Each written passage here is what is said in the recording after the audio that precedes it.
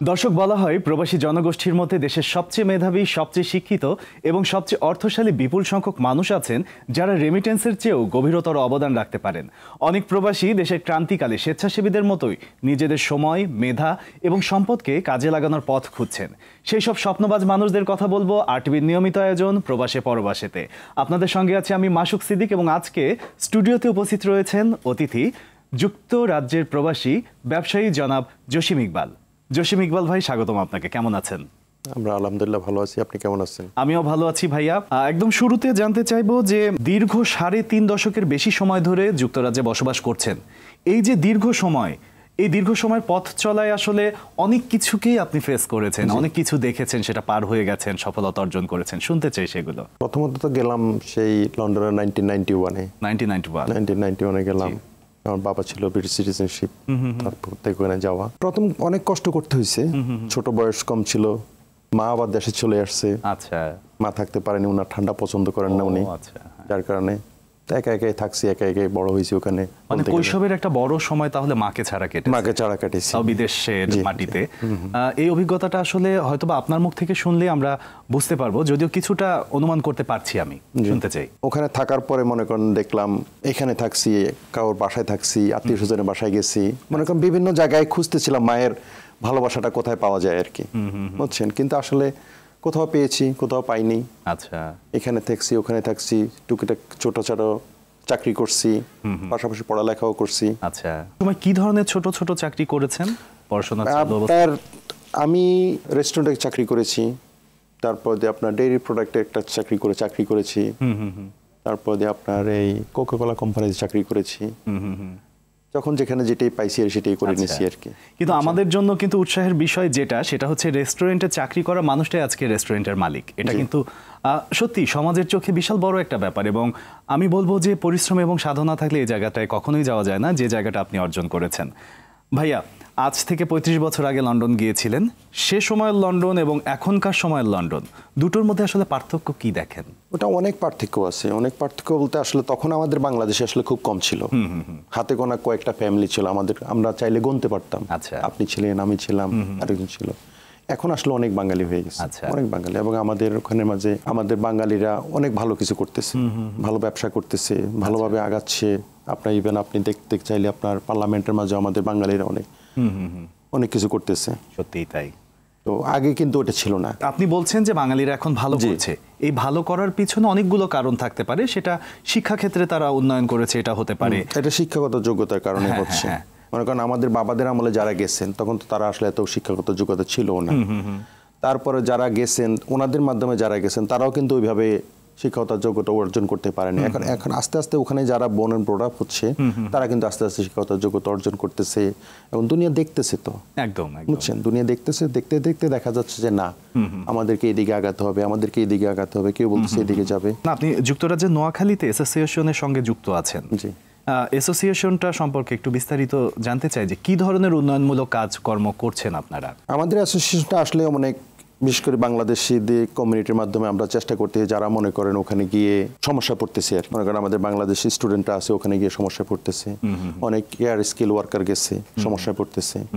তো তাদেরকে আমরা যথেষ্ট চেষ্টা করি। আমাদের ওখানে মনে করেন আপনার এই কন্ট্রাক্ট ডিটেলস দেওয়া আছে, তারা যে চেষ্টা করে ওদের আমাদের সাথে যোগাযোগ চেষ্টা করি, ওদেরকে মনে করেন থাকার রেকমেন্ডেশন করে দিতে, খাবারের রেকমেন্ডেশন করে দিতে চেষ্টা করি। পাশাপাশি আমরা দেশের মাধ্যমে মনে করেন আপনার যেমন বন্যার সময় আমরা আপনার অনেক ত্রাণ পাঠাইছি, আমাদের বিভিন্ন জায়গায় আমরা ব্যবস্থা করে দিয়েছি। তারপর আবার দেখা গেল যে কোথাও মসজিদ করতে হবে, মাদ্রাসা করতে হবে, সেক্ষেত্রে আমরা চেষ্টা করে যতটুকু পারি ততটুকু। ভাই, আপনার কাছে এখন যেটা জানতে চাইবো সেটা হচ্ছে আপনি পেশাগত জীবনে ব্যবসা করছেন, একজন ব্যবসায়ী। এই যে ব্যবসায়ী এবং শুরুতে আপনি রেস্টুরেন্টে কাজ করেছেন একটা সময়, পরবর্তীতে রেস্টুরেন্টের মালিক হওয়া, এর মাঝের গল্পটা একটু শুনতে চাই যে কিভাবে হলো, সাধনার জায়গাটা কেমন ছিল? আসলে কাজ করতে করতে আমার আসলে আমি কাজটা পছন্দ করে ফেলছি। আচ্ছা, মেন জিনিস হলো আপনি আপনার যদি জবটাকে আপনি লাইক না করেন তাহলে কিন্তু জবটা করা যাবে না। এবং আমি পার্সোনালি কেন জানি আমার পাবলিক ডিলিংসটাকে আমি খুব পছন্দ করতাম আগে থেকেই। আচ্ছা, কাজ করতে করতে চিন্তা করলাম যে না, আমি বিভিন্নভাবে চেষ্টা করছি এইদিকে যাইতে, ওইদিকে যাইতে, এই ধরনের ব্যবসা করবো, ওই ধরনের ব্যবসা করবো। তারপর হঠাৎ করে মাথায় আসলো না, আমি এটাই করব যেটা আমি পছন্দ করি। অবশ্যই ধীরে ধীরে আপনি তো অর্থনৈতিকভাবেও সমৃদ্ধ হচ্ছিলেন, জি। কারণ এই ধরনের একটা ব্যবসা করতে প্রচুর অর্থলগ্নির দরকার হয়। এখানে কারো সহযোগিতার হাত বা কারো অনুপ্রেরণা, যেটা হয়তো বা অর্থনৈতিক সহযোগিতার চেয়ে অনেক বড় কিছু, এরকম পেয়েছিলেন? আমি আসলে না, এরকম পাইনি, এবং আমার আসলে নিজের দরকারও হয়নি। বিকজ আমার আসলে যেটা, আমার বাবা হি ওয়াজ এ গ্রেট পারসন। আমি যখনই আমি চাকরি করছি, চাকরি করার পরের থেকে আমার বাবাকে আমি কখনো টাকা পয়সা দিতে হয়নি। আচ্ছা, ঠিক আছে না, আমাদের ফ্যামিলি ব্যাকগ্রাউন্ডে টাকা মাকে দিতে হয়, বাবাকে দিতে হয়, ভাই বোনকে দিতে হয়, আমাকে এইভাবে কাউকে দিতে হয়নি তখন। আচ্ছা, আমার বাবা যখন জীবিত ছিল। তা আমি আস্তে আস্তে কিছু সেভিং করছি, সেভিং করে করে আস্তে আস্তে তারপর দিয়ে এগুলো আর কি। আচ্ছা, প্রত্যেকটি ভালো কাজেরই আসলে অনুপ্রেরণা বলে একটা কথা থাকে। এই যে এত বড় একটা ব্যবসা শুরু করলেন, এক্ষেত্রে অনুপ্রেরণা কার ছিল বেশি? আমার বাবার। উনি চাইতেন যে উনি চাইতেন। বাহ, উনি চাইতেন। বর্তমানে যখন আপনি নিজস্ব একটা প্রতিষ্ঠান চালাচ্ছেন, ব্যবসা প্রতিষ্ঠান, অনেক সময় দেখা যায় যে বাঙালি ছাত্ররা যখন দেশের বাইরে যাচ্ছে, অনেক ধরনের ক্রাইসিসের মধ্যে তাদের মেইন ক্রাইসিস হচ্ছে জব খুঁজে না পাওয়া। জি। তাদের কি কোনো রকম সহযোগিতা করছেন কোনো জব দিয়ে? বা চেষ্টা করি, কিন্তু আসলে আমার যে রেস্টুরেন্টগুলো যেই এলাকায় আর কি, সেই এলাকাটাতে আপনার কোনো ভালো ইউনিভার্সিটি নাই। আচ্ছা, তো আমরা চেষ্টা করি এরপর, কিন্তু আসলে ওখানে হয় কি, যখন ইউনিভার্সিটি দেখা গেল আপনার 100 মাইলস ওয়ে ফ্রম আমার রেস্টুরেন্টের থেকে, ঠিক আছে, তো তখন কিন্তু আসলে আমরা ওদেরকে চাইলেও আমরা দিতে পারি না।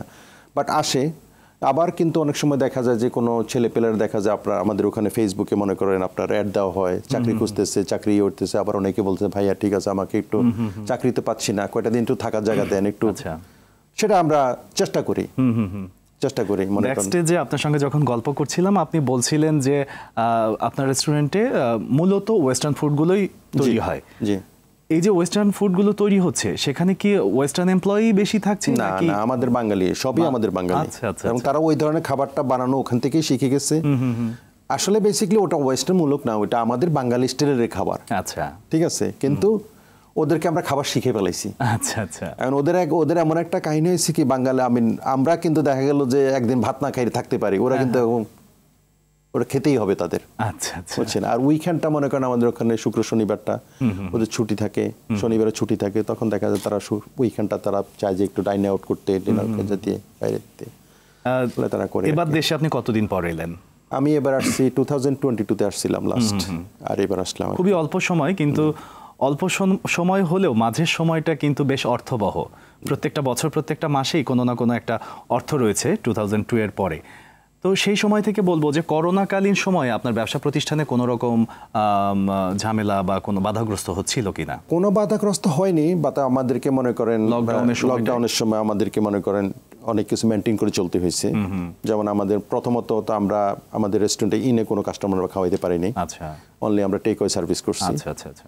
তার মাঝে আমাদের অনেক ডিস্টেন্স রাখতে হয়েছে কাস্টমার সাথে, মনে করেন আপনার একটু ডিসটেন্স রেখে। এটা হচ্ছে আপনার ব্যবসায়িক জায়গাটাতে কোনো রকম প্রভাব ফেলেনি, আপনি বলতে চাচ্ছেন? কোনো রকম প্রভাব ফেলেনি। তো খুবই সুন্দর একটা বিষয় যে নিজের জায়গা থেকে আপনি সামাজিক সচেতনতাটা মেইনটেইন করে আপনি আপনার কাজ চালিয়ে গেছেন। দারুণ ভাই, আপনার গল্পগুলো শুনছিলাম, আরো শুনতে চাই, কিন্তু একটা বিরতি নিতে চাই। প্রিয় দর্শক, নিয়ে নিচ্ছি ছোট্ট একটি বিরতি, সাথেই থাকুন, ফিরছি একটু পরেই।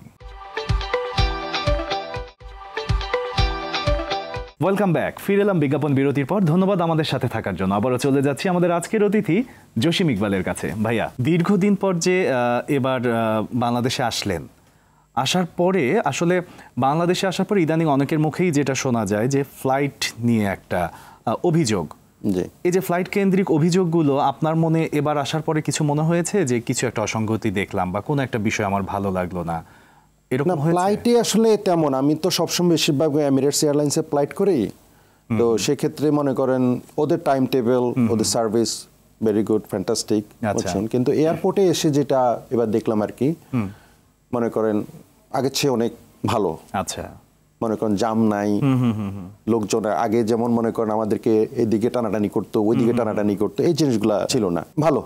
অনেক রকম অভিযোগও কিন্তু বিভিন্ন সময় শোনা যাচ্ছে, এই বিষয়ে আপনি কিছু বলবেন কিনা? অভিযোগ বলতে আসলে যেটা আমি প্রিভিয়াসলি পাইছি আর কি, যেমন ইমিগ্রেশনে মনে করেন অনেক সমস্যা হয় আমাদের জন্য, তারপর দিয়ে আপনার কাস্টমসে অনেক সমস্যা হয়। আচ্ছা, বুঝছেন, খালি মনে করেন আপনাকে হয়রানি করলো, আপনার ব্যাগ খুললো, দেখা গেলো আপনার এটার কোনো প্রয়োজনই ছিল না, একদম। বুঝছেন, যেমন আমার একটা এক্সপিরিয়েন্স ছিল, মনে করেন উনি আমাকে বললো যে উনি নিজেই ব্যাগটা খুললো, ব্যাগটা খুলে তারপর দেখা গেল যে উনি সবকিছু সরাই ফেলা এলোমেলো করে এরপর আমাকে বলতেছে আপনি এবার ঢুকান। আচ্ছা, এটা তো আসলে এত দূর থেকে একটা মানুষ আসার পরে একটা 8-10 ঘন্টা মনে করেন জার্নি করে আসি, দেশের মাটিতে আসি, মায়া লাগে। আমি যখনই মনে করেন আপনার একটু একটু মনে করেন ফ্লাইটটা ল্যান্ড করতে থাকে, একটু একটু গরম লাগতে থাকে, তখনই মনে হয় যেন মনটা এত বড় হয়ে যায়, অন্যরকম একটা অনুভূতি। হ্যাঁ, যে যাব মনে করেন আমাদের দেশে আমরা ম্যাক্সিমাম টাইমে আমি ফ্লাইটগুলো দেখি আর কি, বাংলায় যখন আপনার করে আর কি, ফ্লাইটটা যখনই ল্যান্ড করে সবাই কিন্তু দাঁড়ায় যায়, যে মনে হয় যাবে এখনই বেরো চলে যাবে, এখনই বাড়িতে যাবে, এখনই খাবার খাবে, এরকম একটা চিন্তাধারা সবাই থাকে। পরে এয়ারপোর্টের ভিতরে ঢুকলেই মনে করেন ইমিগ্রেশন, কাস্টমস এগুলাতে কিন্তু আসলে আমাদেরকে খুব বেশি হয়রানি করা হয়। আচ্ছা, এই যে হয়রানি করা হচ্ছে আপনি বলছেন, এই জায়গা থেকে আসলে উত্তরণের কোনো উপায় বা কোনো ধারণা আপনি কি দিতে পারেন যে এই জায়গাগুলোতে কাজ হলে এই জায়গাগুলো থেকে আমরা সুফল পেতে পারি? না, যেমন আপনার এইবার যখন আমি আসলাম সেখানে আমি দেখলাম কি মনে করেন আপনার আমাদের ফরেনারদের জন্য একটা লাইন থাকে, বাংলাদেশ সিটিজেনের জন্য একটা লাইন থাকে এর জন্য। তখন এই লাইনগুলো কিন্তু আপনার আমি ইংল্যান্ডে কিন্তু আপনার প্রথম থেকে এই লাইনগুলো কিন্তু ধরাই দেয় আপনাকে, ঠিক আছে? কিন্তু এখানে এই সিস্টেমটা ছিল না। এখন মনে করেন অনেকে আছে বুঝে না, অনেকে না যায় না, দেখা গেছে আপনার ডিপ্লোম্যাটিক জোনে গিয়ে দাঁড়াই গেছে, ঠিক আছে? তখন দেখা গেল যে ওনাকে ওখান থেকে আবার রিফিউজ করে দিল, রিফিউজ করে আবার তাকে ওখানে আরেক জায়গায় পাঠাই দিল। আর আমাদের বাংলাদেশে অনেক মুরব্বীরা আছে মনে করেন, অনেকে আছে পড়তেও জানে না, ঠিক আছে না? তো তারা দেখা গেলো যে কোনো একটা লাইনে দাঁড়াই গেল। এদেরকে মনে করেন লাইন করানোর জন্য যদি প্রথম থেকে একটা লোক দাঁড় করাই থাকে, মনে করেন আপনাকে বললো যে আপনার কি কোন দেশে পাসপোর্ট আপনার, তখন ওনাকে যদি লাইনটা দেখায় দেয় তাহলে সেখানে গিয়ে উনি ওটাতে, তাহলে ওনাকে মনে করেন ওই সময়টা ওনার নষ্ট করতে হলো না। এই জিনিসটা আমার মনে হয় করা দরকার। বাংলাদেশ থেকে প্রচুর শিক্ষার্থীরা লন্ডনে যেতে আগ্রহী, অনেকে যাচ্ছেও, যাওয়ার পরে দেখা যায় যে তাদের বিভিন্ন ধরনের সমস্যার সম্মুখীন হতে হচ্ছে। আপনার কি মনে হয় যে আসলে কিভাবে গেলে এই ধরনের সমস্যাগুলো তাদেরকে ফেস করতে হবে না, বা কি ধরনের স্কিল নিজের মধ্যে গ্যাদার করে গেলে এই ধরনের সমস্যা থেকে তারা বের হয়ে আসতে পারবে? ম্যাক্সিমাম আমি এখন বাংলাদেশিরা যেটা যাচ্ছে আর কি, বুঝছেন, ওনাদের তো আসলে আমি পড়ালেখা করার জন্য যাচ্ছে, ঠিক আছে, কিন্তু আসলে ইউকে গভর্নমেন্ট তো মনে করেন আপনার মাত্র 10 ঘন্টার একটা পারমিশন দেয় তাদেরকে কাজের জন্য আর কি, জি, ঠিক আছে। কিন্তু 10 ঘন্টা পারমিশন দিয়ে কিন্তু তারা আপনার এটা কোনো রকমের সার্ভাইভ করাটা খুবই টাফ। আচ্ছা, থাকা খাওয়া খুবই টাফ, আনলেস আপনার ব্যাকগ্রাউন্ড ভেরি স্ট্রং না হইলে আমার মনে হয় না কেউকে এই রিস্কটা নেওয়া উচিত আর কি। আচ্ছা, আমাদের আলোচনা ধীরে ধীরে একদম শেষের দিকে চলে আসছি। আমরা তো জেনেইছি যে গত 5ই আগস্টের কথা। জি, 5ই আগস্টে যেটা হয়েছে, বাংলাদেশ একটা নতুনভাবে জন্ম নিয়েছে, নতুন জন্ম, নব অভ্যুত্থান আমি বলবো। এই যে নব অভ্যুত্থান, এইটা নিশ্চয়ই আপনি তখন লন্ডনে ছিলেন, যখন লন্ডন থেকে শুনলেন যে বাংলাদেশে এই ধরনের একটা ঘটনা ঘটেছে, এটা আপনার কাছে এবং আপনার আশেপাশের মানুষগুলোর কাছে কেমন ছিল? ভালো লাগছে। আচ্ছা, প্রথমত কথা হচ্ছে সবার কাছে ভালো লাগছে, কারণ আপনার একটা গভর্নমেন্ট 17-18 বছর কাটাইছে, মানুষ একটু চেঞ্জ দেখতে চাচ্ছিল, তো ওই চেঞ্জটা দেখে ভালো লাগছে। কিন্তু এখন আবার মনে করেন নতুন নতুন করে মনে করেন অনেকেই আবার অনেক কথা বলছে, নতুন গভর্নমেন্ট আসছে, এটা করে না কেন, ওইটা করে না কেন। কিন্তু আমার প্রশ্ন হলো ওদেরকে তো সময় দিতে হবে। সময় না দিলে, যেমন মনে করেন আপনার যারাই আমি মনে করি বর্তমানে এই গভর্নমেন্টে আসছে, তারা কিন্তু সবাই কিন্তু এরা কেউ কিন্তু ব্যাকগ্রাউন্ড এদের পলিটিশিয়ান না আমার মনে হয় আর কি। আমি যেটা যতটুকু আমি আসলে পলিটিক্যালি ইনভলভ না, কিন্তু বুঝছেন, যতটুকু আমি বুঝি আর ছোটখাটো থেকে টিভি নিউজ দেখে যা জানি, ওনাদেরকে একটু সময় দেওয়া উচিত আমার মনে হয়। সময় দিলে তারপর দেখা যাক ওনারা কি করতে পারে। আচ্ছা, বর্তমান সরকার তো আসলে বিভিন্ন ধরনের উন্নয়ন কর্মসূচিও হাতে নিয়েছে, যেগুলোর অনেকগুলোই ইতোমধ্যে আমরা সাধারণ জনগণরা জানি। তো সেই জায়গা থেকে আপনার কি মনে হয় না যে দেশের জন্য এই ধরনের কোনো উন্নয়ন হলে ভালো হতো? কোনো ধরনের উন্নয়ন আছে যেটা আপনার মনে হচ্ছে এখন বলতে চান? আমাদের দেশে ইন্ডাস্ট্রিগুলোকে আরো উন্নয়ন করা দরকার। গার্মেন্ট ইন্ডাস্ট্রি বলেন, অন্যান্য যেসব ইন্ডাস্ট্রিগুলো আছে এগুলোতে আরো উন্নয়ন করা দরকার। কেন ওগুলা যদি না হয়, আসলে দেশের আপনার প্রোডাক্টিভিটি থাকতে হবে আপনার, ওটা যদি না থাকে, আচ্ছা, আমরা বাংলাদেশে কিন্তু আপনার কি হচ্ছে না, সবই কিন্তু আমরা পাচ্ছি, তারপরেও কিন্তু আমরা বাইরের দেশ থেকে কিনে এনে আমরা নিজেরা ব্যবহার করতেছি।